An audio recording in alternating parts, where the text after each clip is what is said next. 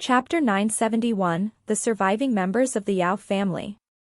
A faint smell of tea filled the study as everyone engaged in small talk before Tang Xiu then raised up a more serious issue. Uncle Song, you've been monitored by the Dark Wind organization, and some of their eyes are currently set on Tom Reggie as well. I'm sure that this organization has found out about our previous private meeting. Song Guanghui's expression changed to have a bit of dread on his face, saying, the Dark Wind, as in the largest intelligence agency in the world that can infiltrate and spy any entity's movements all over the world? But why are their eyes set on us? My guess is because of you and Tom's identity, Uncle. Tang Xiu said, the Dark Wind organization's people have never investigated common folk. You're the second-in-command figure in Saipan, while Tom can be regarded as wielding a recognizable power aside from his identity, as the confidant of the number one figure here. The meeting between you both will naturally attract their attention. Could it be that Geezer Karst found some clues about us because he hired the intelligence personnel of the Dark Wind organization to investigate it? Asked Song Guanghui with worry on his face. I don't rule out this possibility, though the chance is slim, said Tang Xiu. I've decided to visit the Dark Wind organization branch to confirm this issue. Also, please don't have any meeting with Tom for the time being, Uncle. You can continue doing so after I root out the spies the Dark Wind organization planted in Saipan. Also, make a plan to get rid of Karst as soon as possible so you can take over his position as the most powerful man here. It'll be easier to manage things here later. After all was said and done, Tang Xiu himself had another idea in mind this whole time. It was due to Saipan's location, a location which made it the closest land to Nine Dragons Island. It could be said that Saipan was a gateway to his island, so Nine Dragons Island's secret in the future could be safely contained if Saipan was under the control of the people under him. Therefore, it was necessary to push Song Guanghui to the top position of leadership in Saipan. He was ready to take on those who could be in the way to stop it. I'll work it out with Tom for the operation, said Song Guanghui. Since it's decided that we'll get rid of Karst, then the best course is doing it without causing suspicion.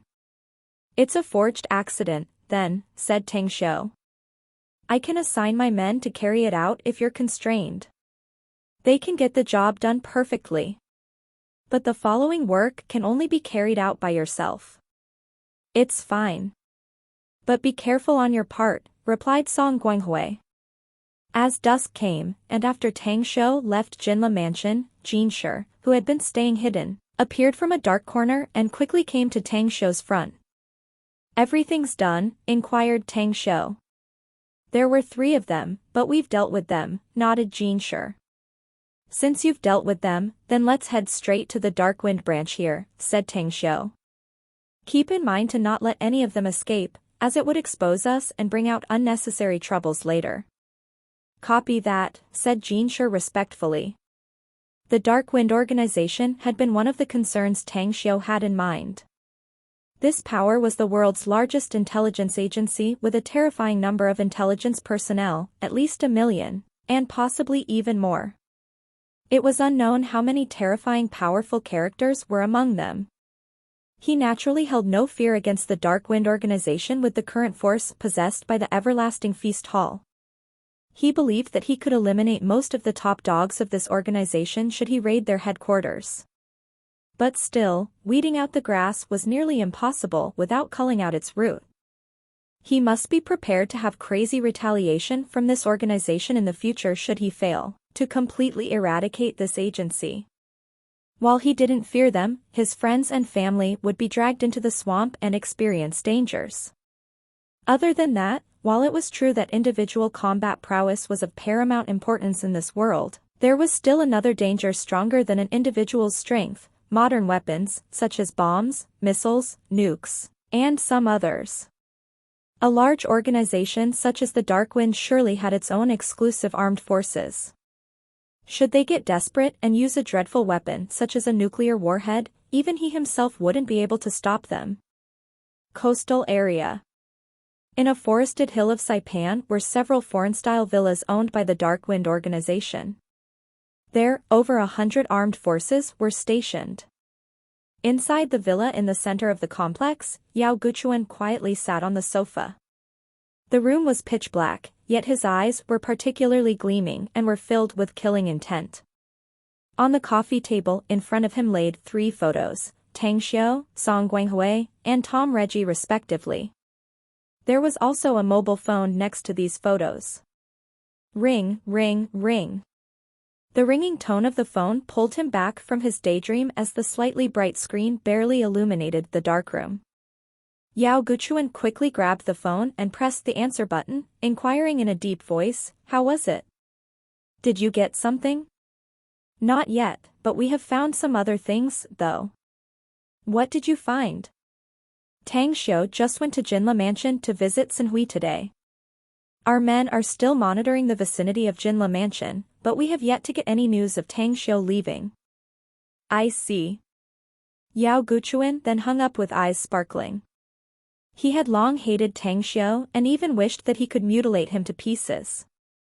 He accidentally found Tang Xiu's figure after the Darkwind's intelligence personnel had investigated and noticed the contact between Song Guanghui and Tom Reggie. Thus, he inferred that there was a secret conspiracy brewing between Song Guanghui and Tom Reggie, with Tang Xiu playing a very important role in the middle.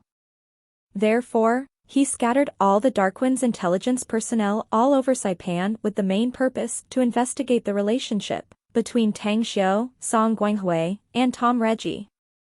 If you haven't found out about it, I think you got assassins hiding here. The room's light was lit up all of a sudden as Tang Xiu and Tang Guang appeared in front of Yao Guchuan.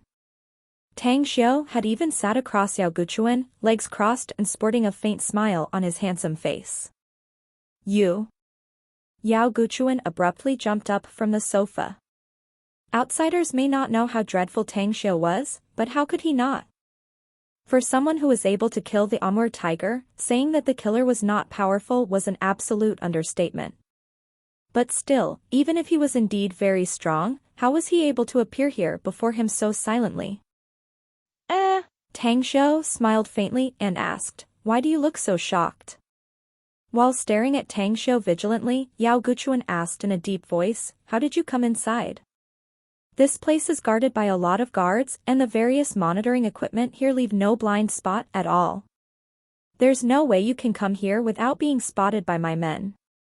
I think you overestimate your men too highly." Tang Xiu smiled and said, "They are all just a bunch of trash to me. Just the thought that they can track me is already a ridiculous notion. All right, let's spare the chit-chat, shall we? As I see it, you seem to have a photo of mine on this coffee table."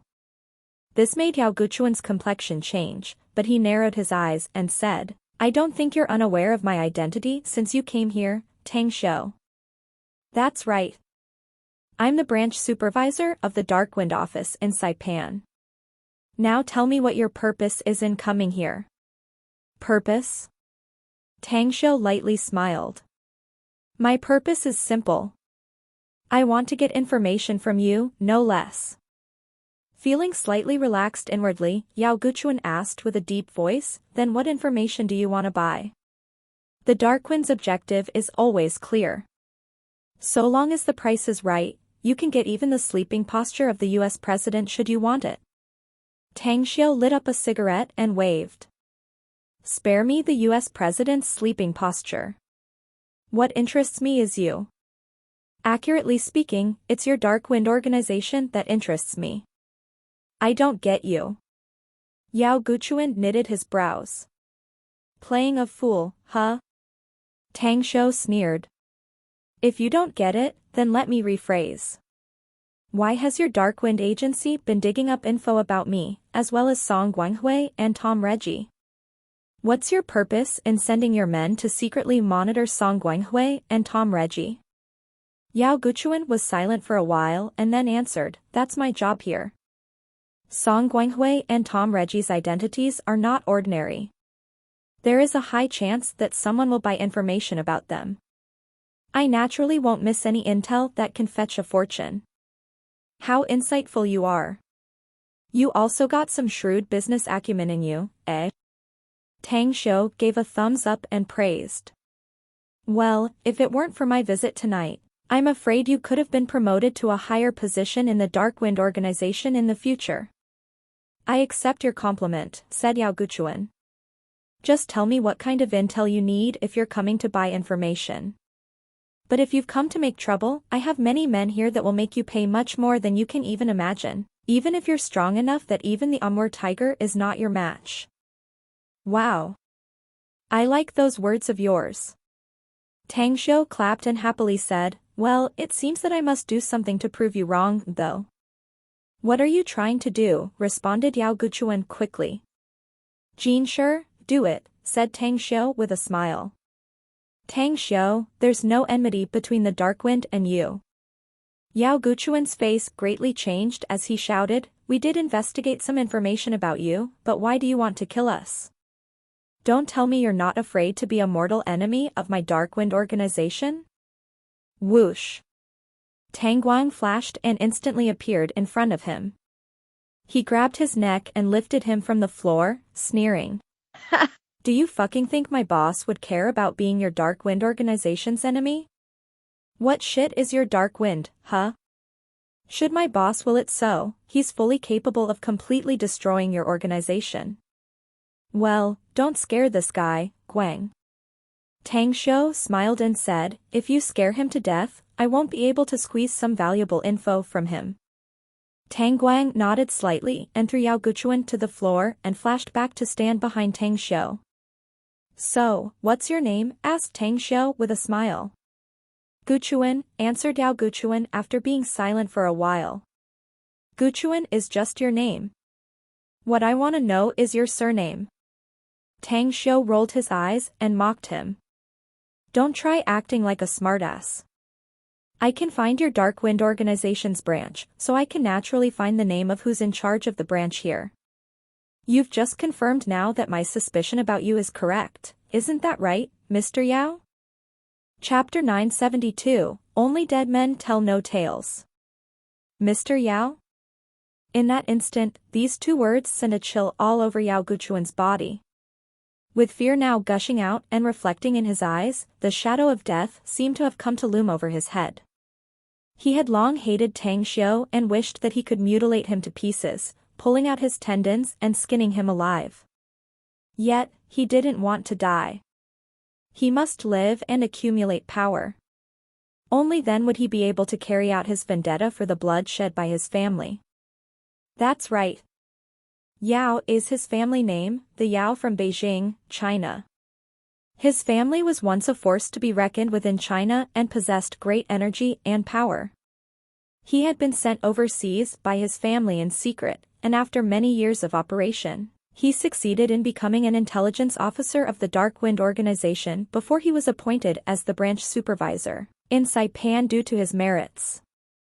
Those who knew about his identity even in House Yao were limited only to the family head and a very few senior members, so how could he not know Tang Xiu in front of him even though the others may not?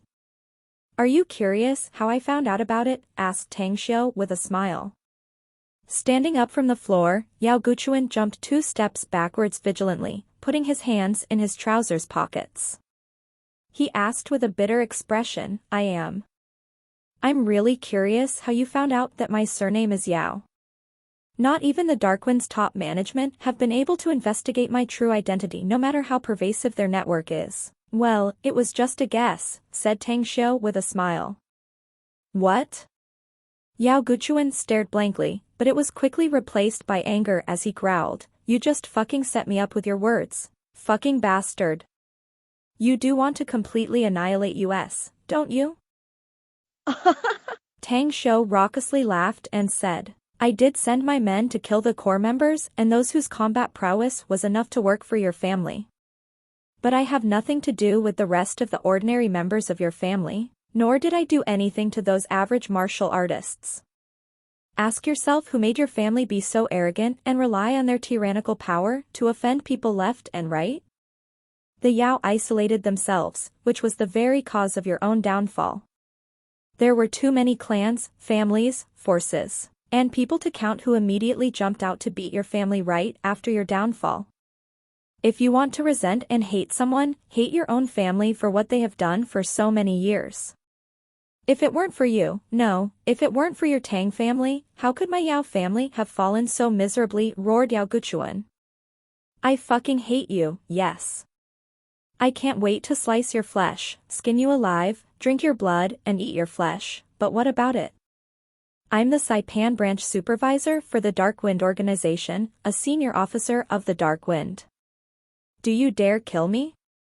Having said that, he pulled his hand out of his pocket, now holding a small black remote control.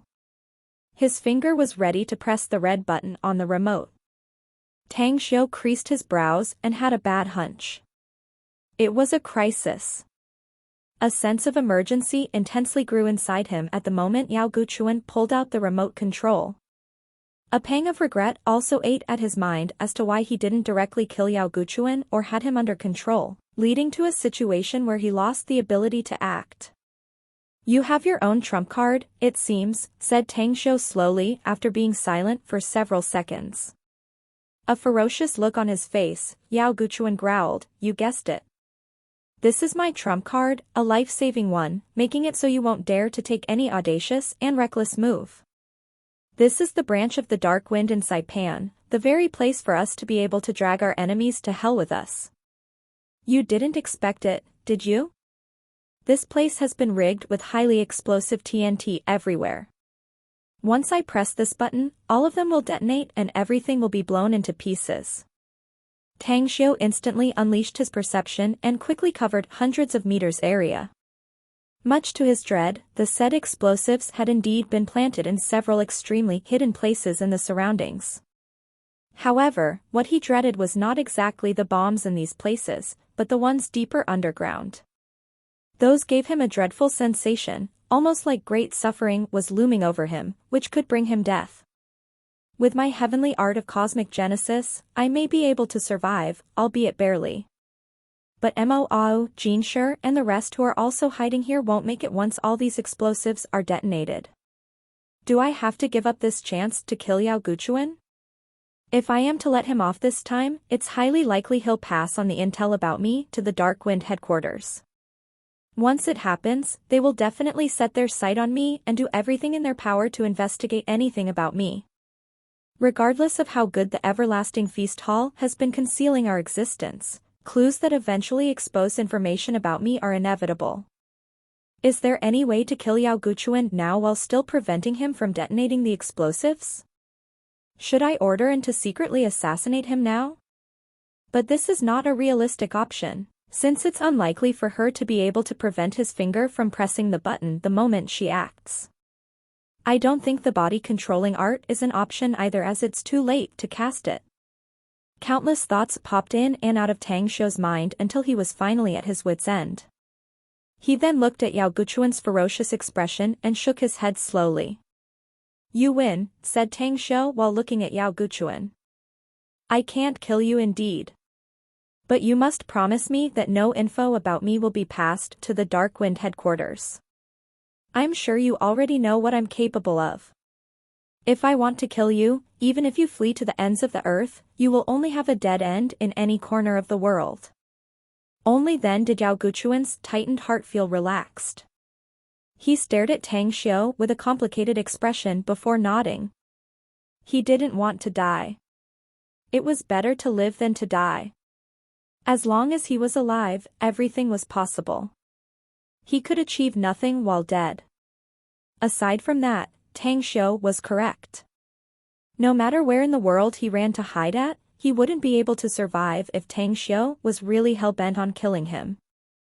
As someone in the management of the Dark Wind, Yao Guchuan was perfectly aware that interest and profit were the supreme code of his agency. As long as the interest and money were sufficient, the top management of the Dark Wind organization wouldn't hesitate to sell him out should Tang Xiu decide to purchase him. So much so that his own employer would even send a lot of assassins to kill him if Tang Xiu was able to pay a lot. I give you my word. Tang Xiu nodded and said, just remember the perpetual custom of the world, that those who have been defeated end up as villains and the victors turn into kings. The Yaos only have themselves to blame for their downfall that ended up at this fate. My Tang family didn't take the initiative to go against your family. It was your family who wanted to take advantage of the weakened state of my Tang family. You all had been coveting my family with your constant provocations and attacks. It is already doomed that you won't be able to enact revenge for your clansmen, so cast away your hatred for me. For more than 10 seconds, Yao Guchuan fell into silence before he said with a dull and gloomy expression, I understand. I'll never take the initiative to pass the information about you to my organization unless I'm tired of living. But I assure you that I'll leave behind a contingency measure and the information about you will be on the desk of my big boss, should you dare to kill me. Suit yourself. Tang Xiu replied and turned around to head to the door. Just as he stepped out of the room, he suddenly stopped his pace and looked at Yao Guchuan. This is a deal between us, but I'll add another condition. Should you break today's deal, then all the clansmen of your Yao family will follow you to hell. You can rest assured that no matter how big the price I must pay, I'll investigate everyone with Yao blood in them. So play no tricks and behave yourself if you don't want your family bloodline to be completely exterminated. With that said, Tang Xiu strode away. With seething killing intent inside him, Yao Guchuan's finger on the hand that held the remote control was placed on the red button, and his eyes followed Tang Xiu out of the room. After seeing a lot of dark-wind people come rushing out to stop Tang Xiu and Mo on the way out, he issued an order to them to not attempt to halt their departure. It wasn't until Tang Xiu and Mo left the area did he finally breathe a sigh of relief. The top management will definitely hear the news that Tang Xiu and his men intruded this place today. I gotta think of a perfect way to solve this pressing issue. This Tang Xiu bastard is too bizarre.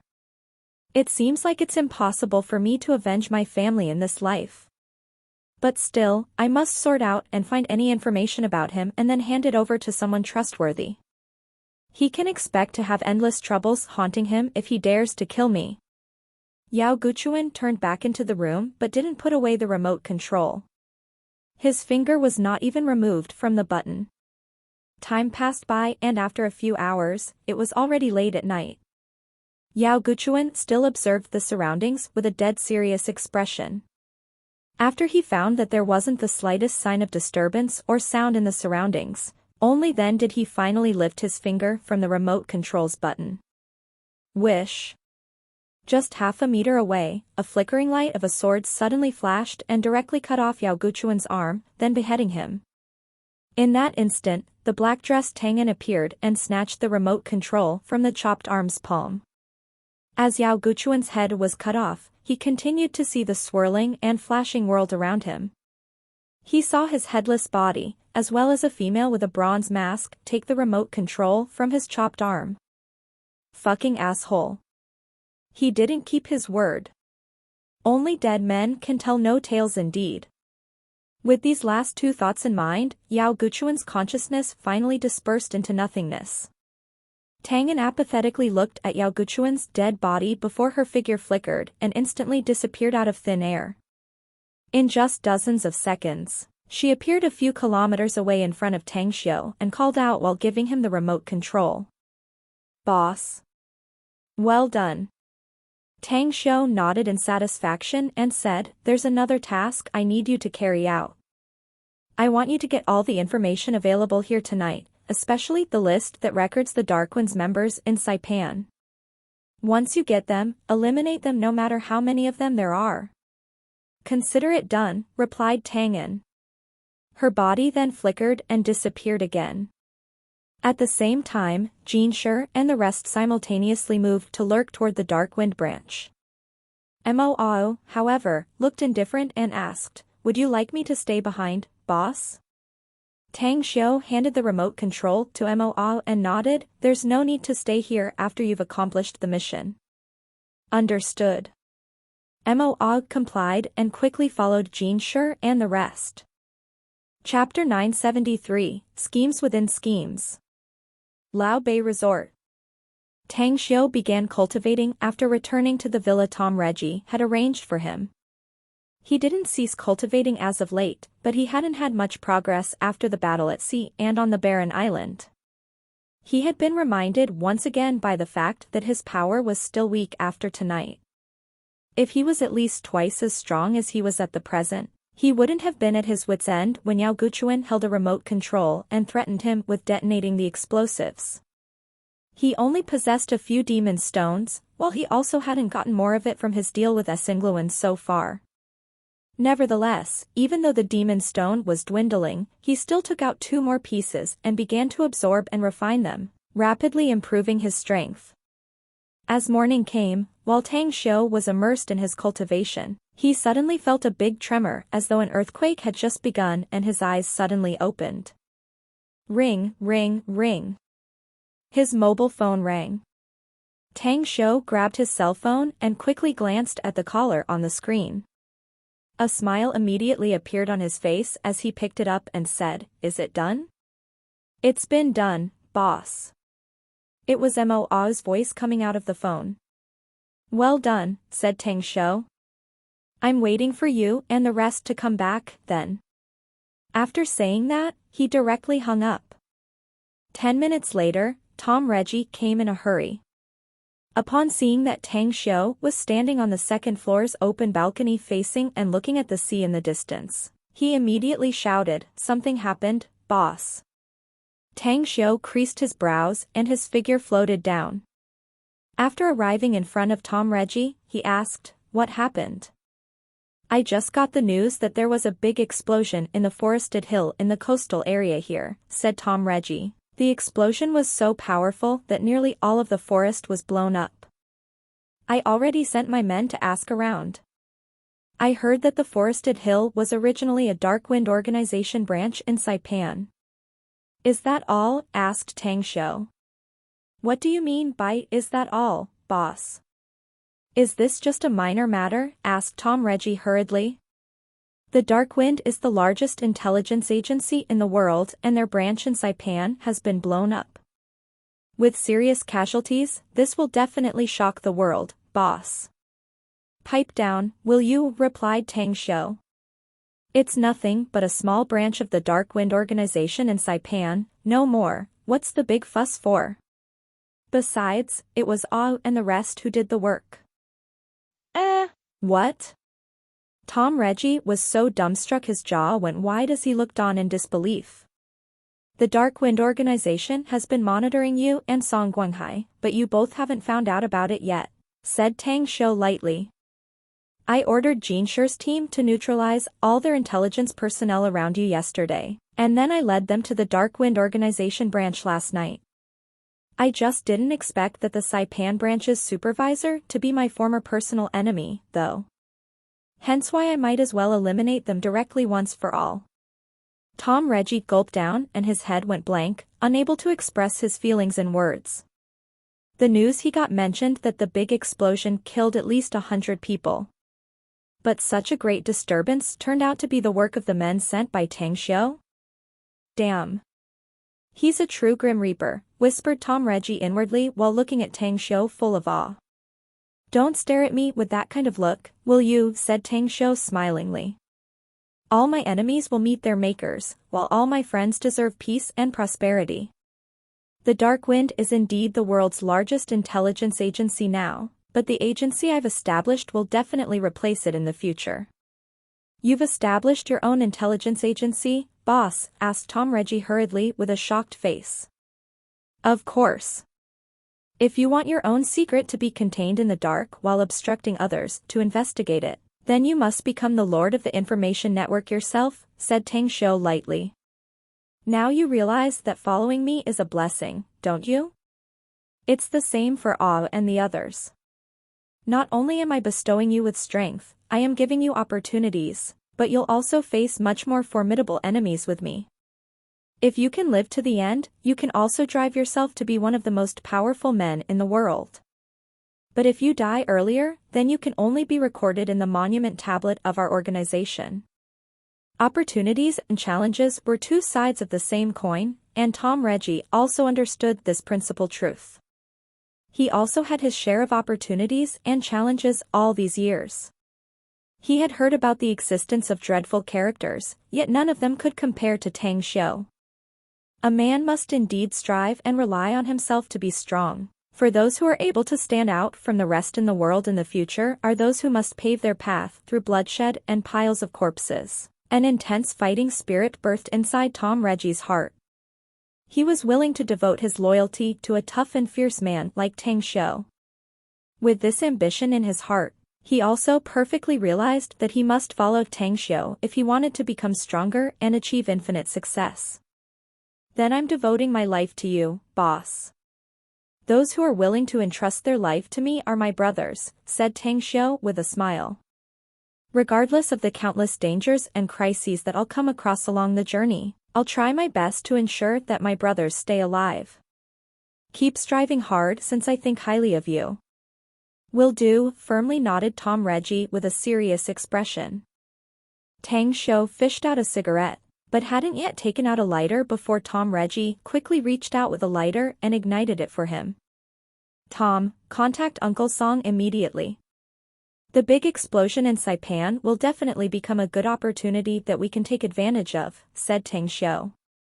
Karst won't live past tonight, but throwing mud by blaming the explosion on him will depend on your ability to make use of it. Tom Reggie's complexion turned a bit complicated, but he still nodded and said, then I'll get in touch with him right away. He was afraid. It was the dread that blasted into the sky, along with the admiration he had for Tang Xiu inside him. Each of Tang Xiu's works interlinked with another, leading to other purposes. Some people resorted to schemes and gained success over others, then reaping the benefits to become rich. But Tang Xiu's machination didn't stop at the fruition of schemes, but also to obtain more benefits for other purposes while making some others to be a scapegoat. While standing in the courtyard, Tang Xiu watched Tom Reggie leave with a satisfied feeling in his heart. He could tell that Tom Reggie had genuinely pledged his allegiance and loyalty to him now. The reason why he valued Tom Reggie was because he was aware of his usefulness, a usefulness that even exceeded Moao's. Of course, it was not in martial arts prowess, but in terms of the ability to manage things. Moao was very strong, and his ability to kill people was outstanding. But expecting him to achieve achievements like Tom Reggie had, who, by relying on his own ability, commingled in a certain place and formed his own force, was an extremely tall order for him. In a way, Moao was a warrior or general, but he couldn't become a commander-in-chief. Tom Reggie could, on the other hand, could serve both as the general who could charge forward in the battlefield, as well as a natural commander-in-chief who mapped out strategies to lead his own army. Under the clear blue sky, a large luxurious yacht slowly stopped cruising on the rippling waves of the sea as melodious laughter spread out from it. On the liner, beauties were serving champagne, good wine, and other delicacies. A look of enjoyment and pleasure was plastered on Karst's face as both of his hands moved. A flirting master like he was, he teased and laughed again and again with more than a dozen belles in bikinis. Two stalwart men with cold expressions quietly stayed on guard in the yacht's cabin. Their expressions never changed in the slightest, even though they were surrounded by several belles in revealing clothes. They were completely ignoring them. Ring, ring, ring. A mobile phone rang out, and one of the big men took out his cell phone. He looked at his cell phone screen before picking up the call and asking, "Something happened?" Half a minute later, the sturdy men rushed forward and quickly reported to Karst, "Something big just happened, sir." The smiling face of Karst receded and he fell into silence for a few seconds before motioning the girls to go out. Shortly after, there was only him and the stalwart men in the cabin. As the hatch was closed, he said with a sullen face, "I've just gone out for a vacation. Just 2 days in the last 6 months, for fuck's sake. You've successfully ruined my mood. You'll know the result if the content of your report is something trifle. The news I got said that there was a big explosion in the coastal forested hill of the Morson area, with a death toll of at least 100 people. More accurately, the specific location of the big explosion is the Darkwind Organization branch in Saipan." "What?"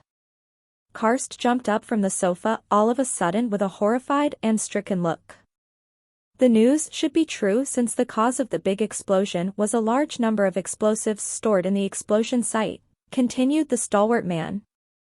The death toll could have been greater, up to tens of thousands, if those explosives were placed in the city. Ring, ring, ring. As his voice faded away, the cell phone rang again. The big man picked up the call once again. He stayed quiet and listened to the report for a while before he hung up and spoke. "I'm afraid you're in trouble, sir." "What trouble?" asked Karst in a hurry. "News has it that you were not able to tolerate the establishment of the Dark Wind Organization's branch in Saipan, so you sent your men to blow it up," explained the big man. "Also, some people said that you're going out on vacation in order to avoid suspicion." "Shortly speaking, the fact that you're out on vacation has been spread out." "This is sheer fabrication," roared Karst furiously. "Someone is framing me and making me the scapegoat." "Be that it may, the troublesome issue is that several dead bodies of your bodyguards have been found in the explosion site," said the stalwart man. "There are also forged traces of a fight there, so..." At this instant, Karst realized the seriousness of the issue. The first thought that came to his mind was his political enemy, Song Guanghui, a man he suspected as the prime culprit who framed him.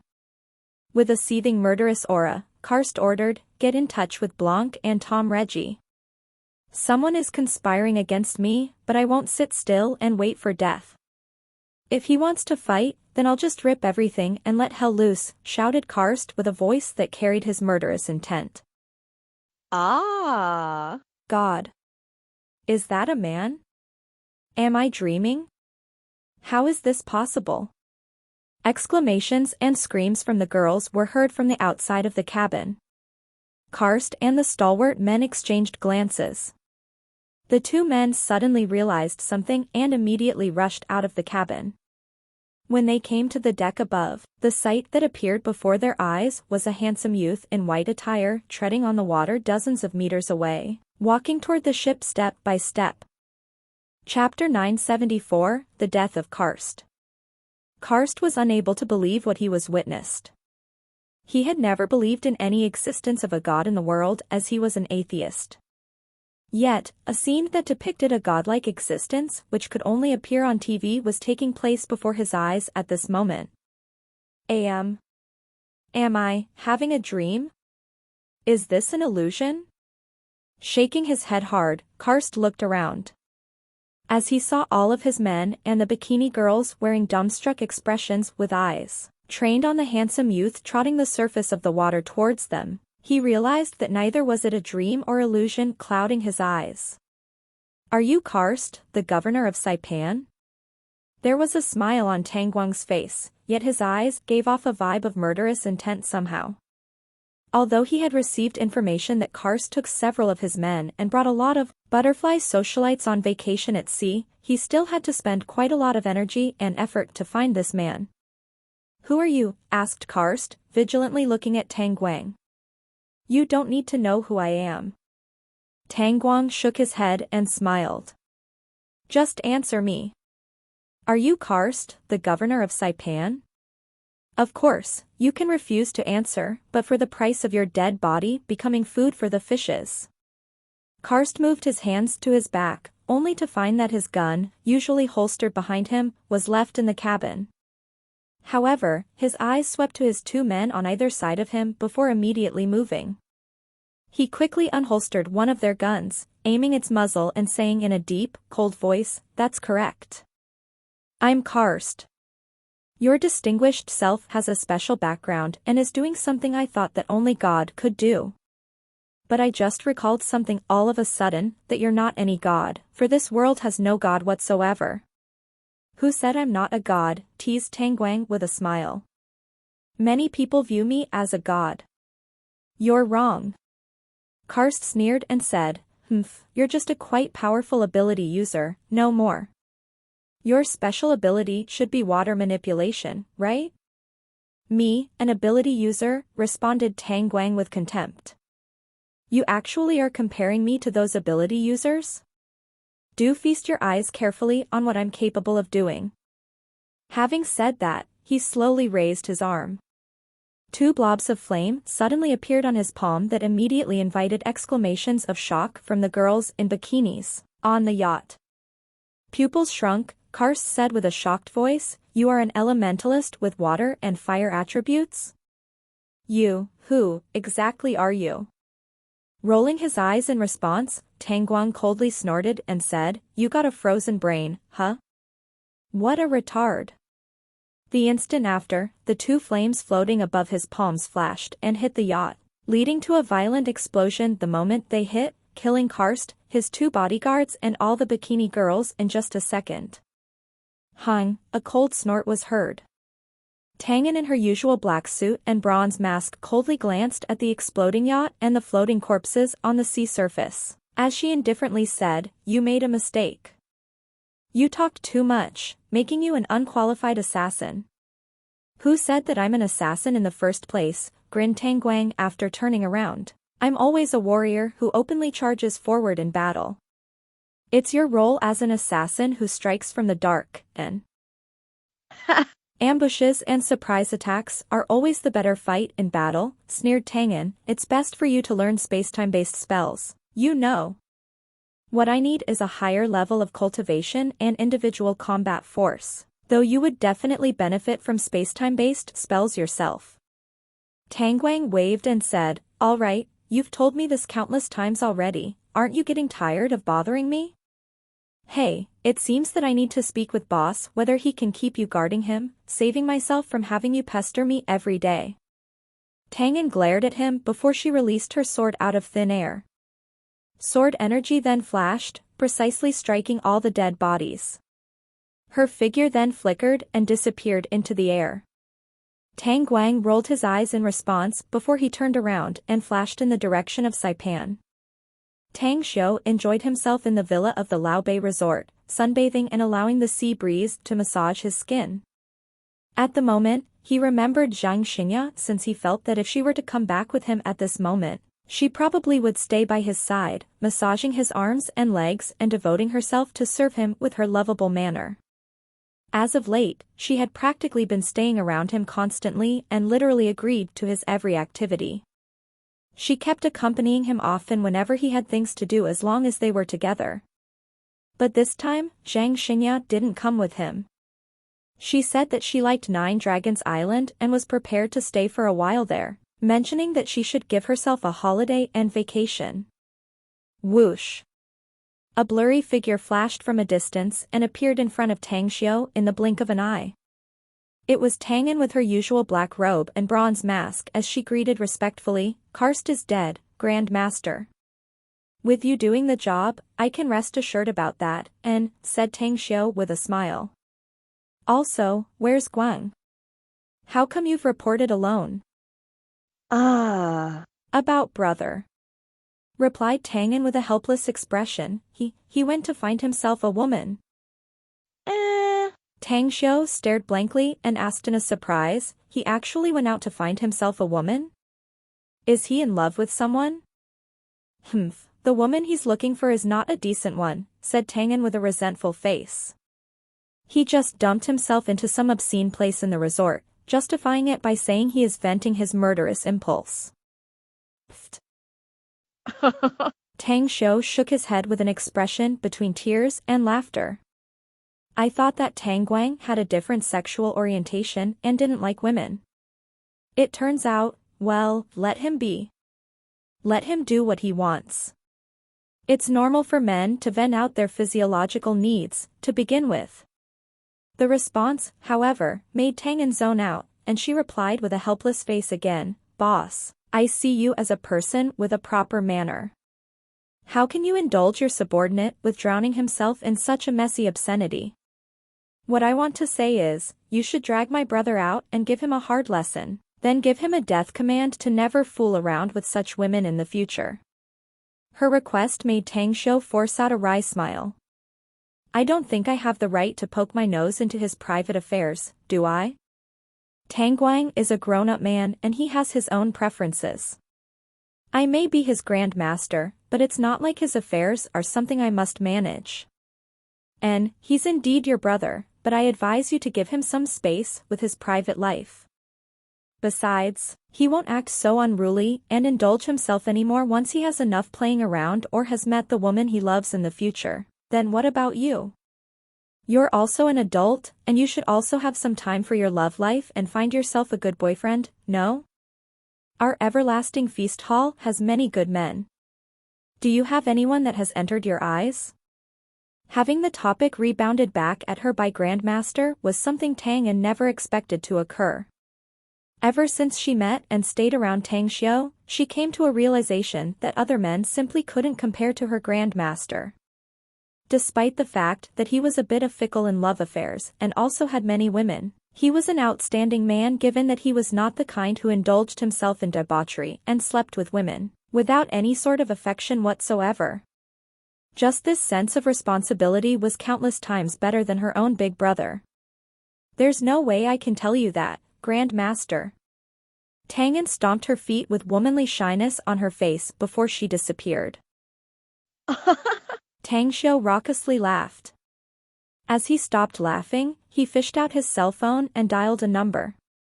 After his call got picked up, he said, "Karst is dead and the following matter will be yours to take on, uncle. I'm leaving Saipan with my men tomorrow to go to Bangkok to deal with something." "Great. Worry not about that. There won't be any problem with me and Tom Reggie here." A pleasantly surprised voice belonging to Song Guanghui came replying from the phone. Tang Xiu replied shortly and then hung up directly. Early in the morning, as the first ray of sunlight greeted the world, Tang Xiu, who was sitting cross-legged on the reef on the beach, opened his eyes. He had spent all night absorbing the magical force in the demon stone, causing the planet in space inside his body to slightly enlarge. The other exoplanets, however, were still lifeless and unchanged. Grandmaster. Looking highly spirited, Tang Guang stood several meters away in front of Tang Xiu. He immediately floated forward upon seeing Tang Xiu wake up from his cultivation state and respectfully greeted. "Had some fun and enjoyed yourself yesterday?" asked Tang Xiu smilingly. "Well, your little sis came running to me and complained about it, you know." "Ugh." Tang Guang stared blankly and immediately let out a dry smile. "Well, I'll pay attention to it later, Grandmaster." "Nah. There's no need to take any action. I don't care about that." Tang Xiu waved and said, "Just try to hide it from the sight of women, though, and do pay attention to safety measures if you don't know the exact details of your partners. Anyway, I don't want to give you a sermon on this matter. Just tell Ao and the rest to pack up. We're leaving." "Anyway, Singluan wants to see you, Grandmaster," said Tang Guang. "He's been waiting for you for several hours. I was going to wake you up, but he told me not to." "Is it urgent?" asked Tang Xiu with a frown. "I don't know exactly what the matter is, but it seems urgent given his expression," answered Tang Guang. Tang Xiu nodded and turned his head to look towards the direction of a sound of approaching steps dozens of meters away. His eyes then caught Singluan treading toward his position, and he flickered to appear before him, asking, "Something happened?" "I just received a summon to return to the clan, Mr. Tang. The order was issued by my father last night," said Singluan hurriedly. "I must return to the clan no matter where I am, so I'm afraid that something has happened." "An order to return to the clan?" Tang Xiu frowned. "Yeah. It's a death decree that only the clan patriarch can issue," explained Singluan.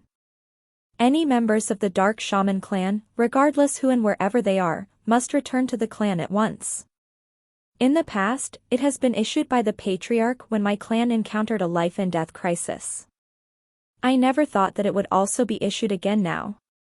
"Is your Dark Shaman currently facing some troubles?" asked Tang Xiu. "I just called my men in Bangkok a few hours ago.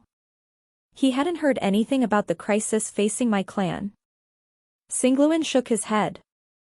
A particular expression flashed in Tang Xiu's eyes, and he said in a deep voice, "I need you to answer a question honestly. If your father must select a successor, who do you think he will choose? You, or your big brother?" I've long thought about this matter and have already reached a conclusion about it, said Singluan with a bitter expression. No matter how much I don't want to admit it, the fact is that I know my father will definitely choose my big brother. Chapter 975, You Deserve to be Packed Up. Hey, your old man seems to have really chosen your older brother. While looking at Singluan's bitter expression, Tang Xiu sighed, I'm afraid it's just a veiled scheme to strike you when you go back this time. If your father indeed acts against you, then you must be prepared for the next thing we're going to face, your entire clan. No. I don't believe my father will act to strike me personally. Singluan shook his head. My position in his heart may not be as high as my big brother, but I'm sure he still cares a lot about me. Let's hope so. Tang Xiu was cautious and said, however, we still have to be prepared to guard against any attack from the forces under your Dark Shaman clan after returning to Thailand. It seems the previous plan to go back there openly must change. What plan? Asked Singluan with a changed expression. His question was not answered by Tang Xiu, who instead looked at Tang Guang and ordered, find a way to contact Snakehead to sneak us into Bangkok from Saipan. You and An will go with me. Tell Ao and the rest to find a way to follow us on their own. I'll arrange it immediately. Tang Guang nodded.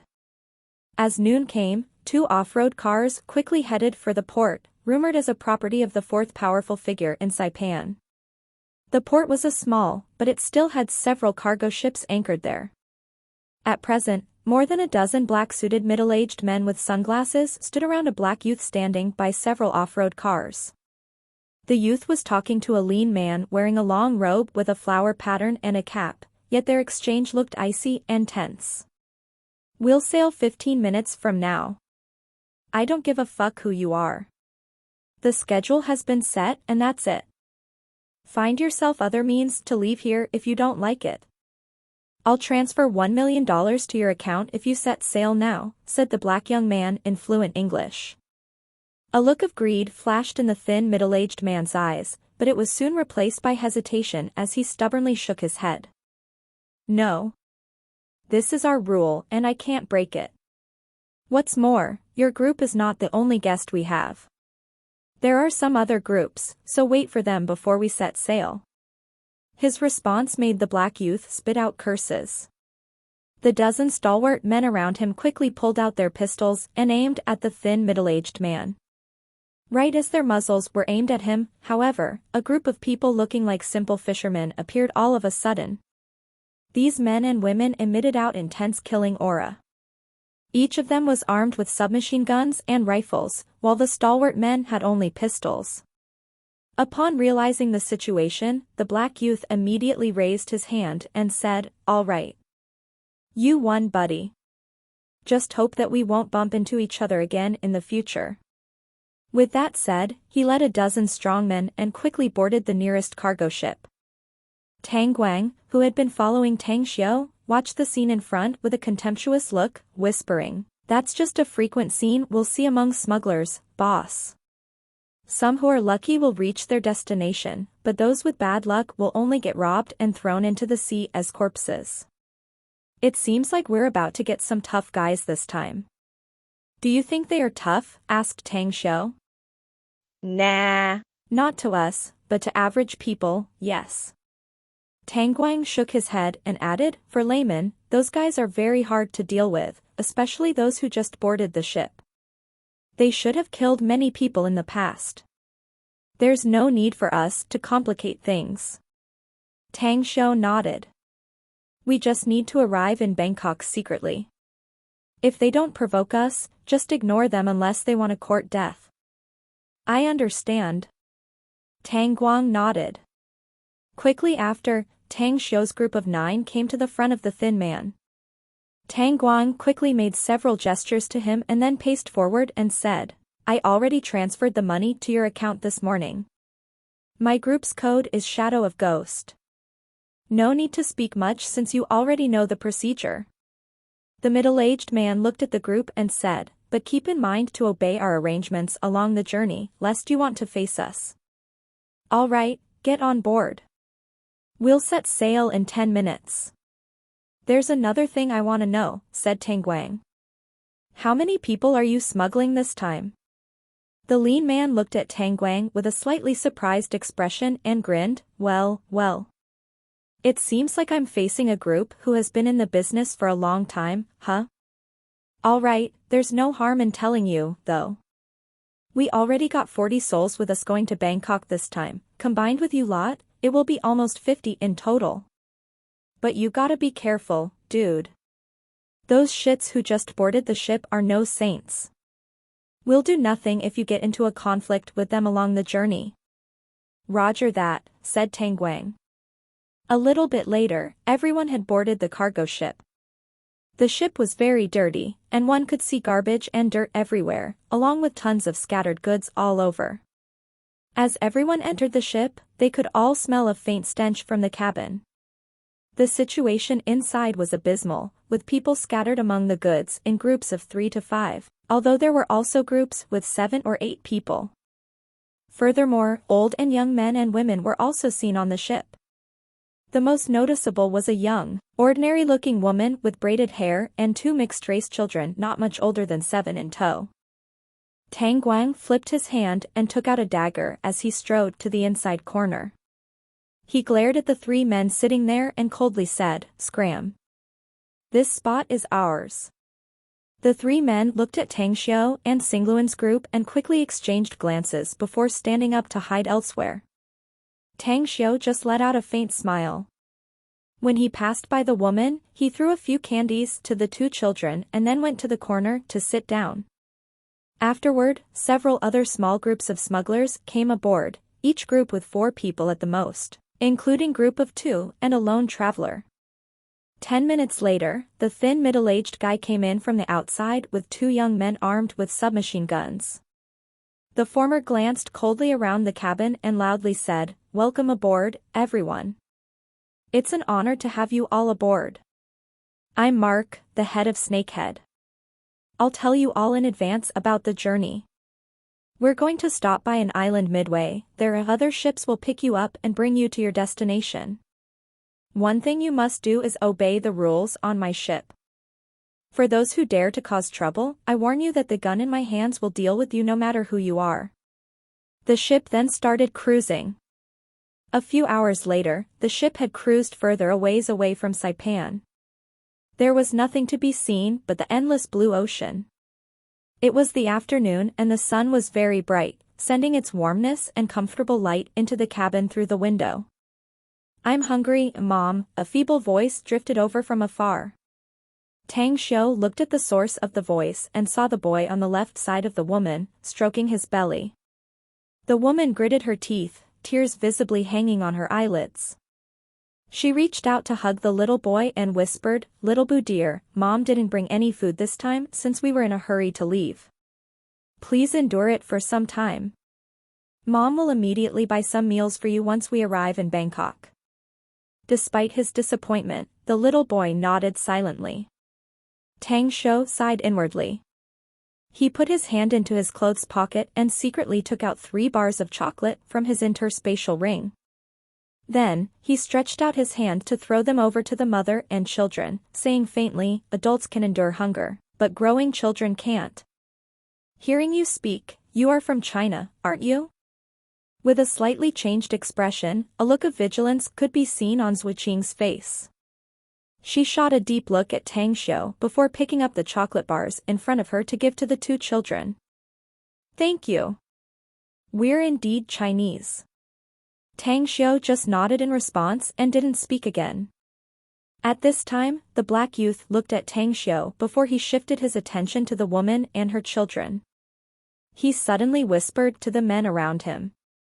2 ferocious-looking Caucasian big men then came to the mother and children and quickly snatched the chocolate bars in the children's hands, and then walked back to give them to the black youth. Tang Xiu knitted his brows and looked at the 2 children. Their faces were scowling, but they didn't dare to speak. Tang Xiu then shifted his eyes to the black youth and faintly said, "Give it back to those children and I'll let this go. Otherwise, you can expect to end up miserable." The black young man looked at Tang Xiu and his men while also observing Xingluo's group, especially the 5 white-haired old men and the feminine, delicate woman. He suddenly said to his men, "I fucking hate those who threaten me. Go and grab all the food they have. Give them some bullets should they dare to refuse, and throw their corpses to feed the sea critters." Got it. 4 big men then pulled out their pistols and hideously grinned as they walked over to Tang Xiu's group. Seeing the 4 big men walking over with guns in their hands, Zhu Qing's pupils contracted and fear was evident in her eyes.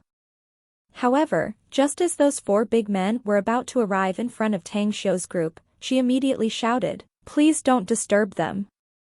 We don't want that chocolate. Shut the fuck up, bitch." A big man turned his head and ferociously glared at Zhu Qing, cursing her. Slap. A loud slap was heard in the cabin as Tang Guang moved lightning fast, striking with his palm to slap and kick the strongman's chest, sending him flying 7+ meters backwards to heavily smash against a pile of goods. He then coldly shouted, "Your fucking guns are nothing to those who are truly strong. You deserve to be killed for going against my Grand Master. Fucking asshole." The other 3 strongmen had enormously changed faces. They instantly unlocked their gun's safety locks and aimed the muzzles at Tang Guang with fury. Just as they were about to pull the trigger, however, the dagger that circled around Tang Guang's hand instantly swept over their necks, followed by a swift kick. Blood splattered, and their dead bodies flung several meters backwards before heavily slamming against the floor. Tang Xiu saw that Zhu Qing quickly covered the 2 children's eyes and indifferently said, "You shouldn't have used such bloody means in front of children, Guang. Throw their bodies outside and directly neutralize those who try to stop you."